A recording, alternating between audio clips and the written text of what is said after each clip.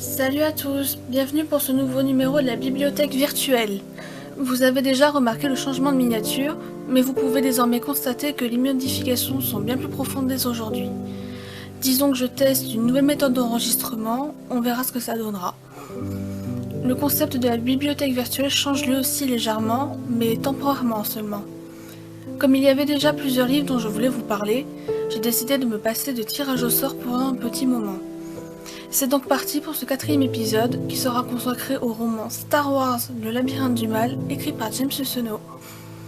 Il s'agit d'une préquelle à l'épisode 3, La Revanche des Sith, d'une excellente préquelle elle-même. Autre petit changement, décidément, une petite fiche de présentation du livre. Année de sortie 2007 en France, éditeur français Fleuve Noir, nombre de pages 409, nombre de chapitres 56.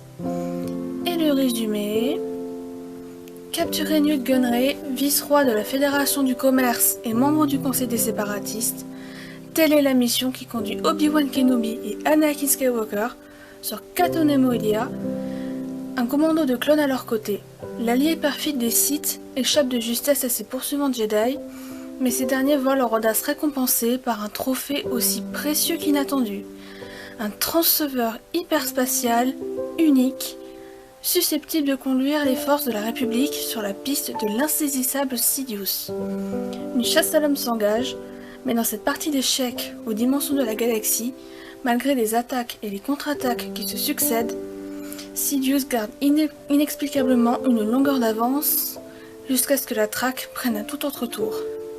Car Sidious et ses sbires, le comte Dooku et le général Grievous, vont lancer une campagne minutieusement orchestrée pour écraser les Jedi et mettre la République à genoux.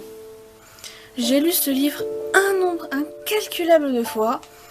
La première, même si je savais très bien que Sidious leur échapperait, je ne pouvais m'empêcher de flipper à mort, ce qui m'a conduite à dévorer le livre en quelques jours.